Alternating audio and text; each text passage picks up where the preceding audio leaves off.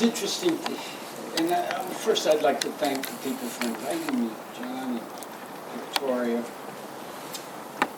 And I've never been here before, but I know you will have me come back again with it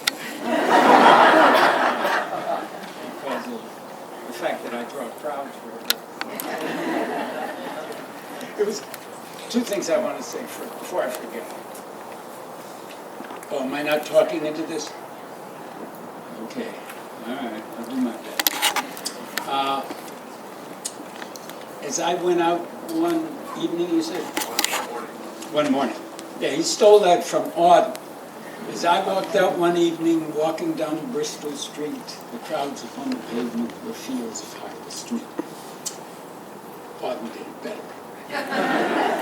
But he didn't make as much money yet. The other thing is, you spoke of my making transmissions and gears and axles. The truth was I never knew what I was making. You know, as an industrial serf, you do a very small job. A piece of metal comes to you, and you do something to it, and while it's doing something to you, exhausting you, depriving you of your fantasies. And I remember once a young kid from West Virginia working with me, and he said to me, what are we making here? And I said, I don't know what you're making. I'm making $1.65 an hour.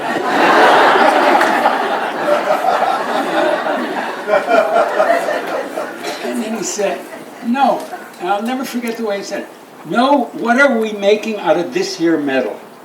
That's just how he put it. Very eloquent, I thought. What are we making out of this here metal? And so I said, I don't know. Wait, I'll call Lonnie over here. Lonnie was the foreman. Lonnie, come here. What are we making out of this here metal? And he said, get back to work. And I knew at that moment he didn't know either. Whatever General Motors wanted, we made. That is the story of the industrial heartland that Edward Hearst talked about. All right. I don't live in Detroit anymore. Neither does anybody else. Well, my brother still lives there.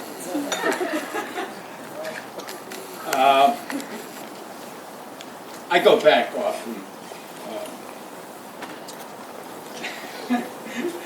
So that I can say my life is better now than it was then. And it was wise of me to leave.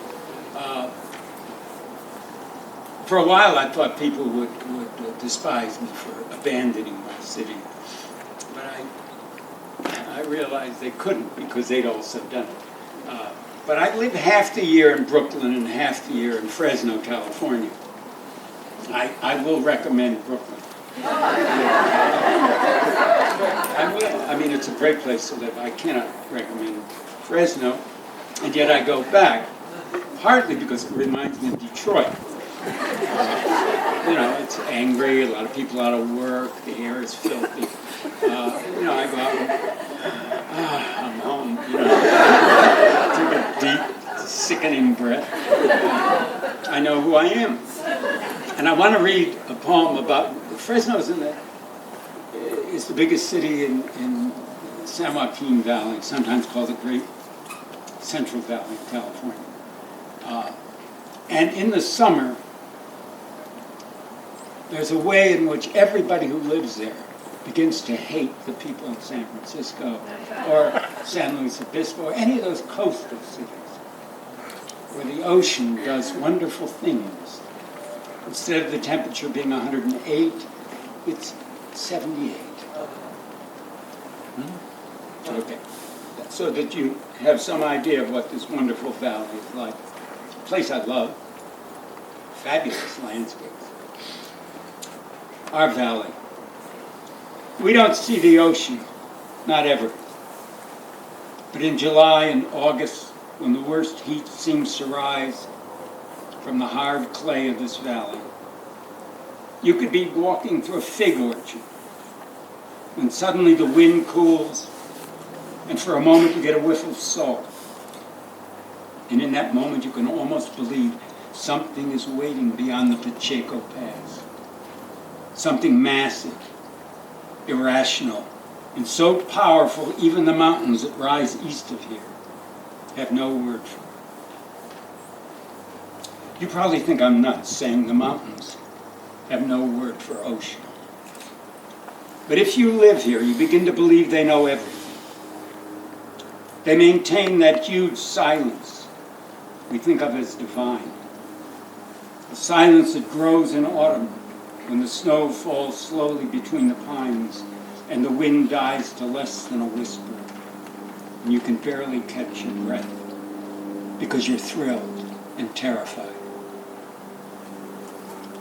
You have to remember, this isn't your land. It belongs to no one, like the sea you once lived beside and thought was yours. Remember the small boats that bobbed out as the waves rode in, and the men who carved a living from it only to find themselves carved down to nothing? Now you say, this is home. So go ahead. Worship the mountains as they dissolve in dust. Wait on the wind. Catch a scent of salt. Call it our life.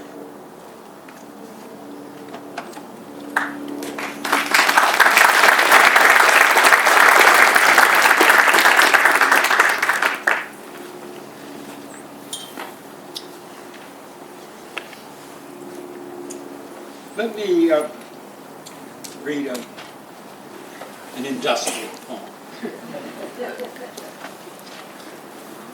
In my early books, by the way, in my biography, and I was just introduced at another meeting, and a guy quoted me. After a succession of industrial jobs, he left the city for good and lived in da-da-da-da. And he said, in his early books, he wrote, after a succession of stupid jobs. And I don't know why he changed it, he said. And he obviously didn't like the fact that I changed it. And so when I got up to read, I said, I changed it because I got a letter from a woman I'd worked with. And she said, I feel offended by the fact you said the jobs were stupid. We worked together, we worked hard, we made things, we did our best. Don't call them stupid. And it was a humbling, something I needed. Because at that moment I was writing better than Hardy or W.B. Yeats. It was clear I was going to be the next Walt Whitman. But I screwed up. What Work Is, that's the title poem of this book, and I think it's for sale. It has this marvelous photograph, a reproduction. This is not the original. By Louis Hine, the girl who works in a cotton mill in South Carolina. She's about 11 years old. No, she was only 9. And there's so much pathos in her face. So moving.